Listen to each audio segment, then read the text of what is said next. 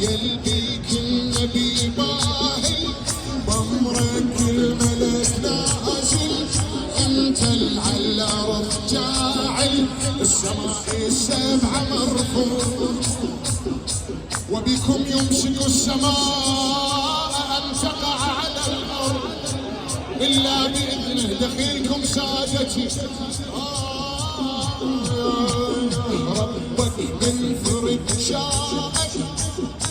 ومن آلائك من عينك لحديائك،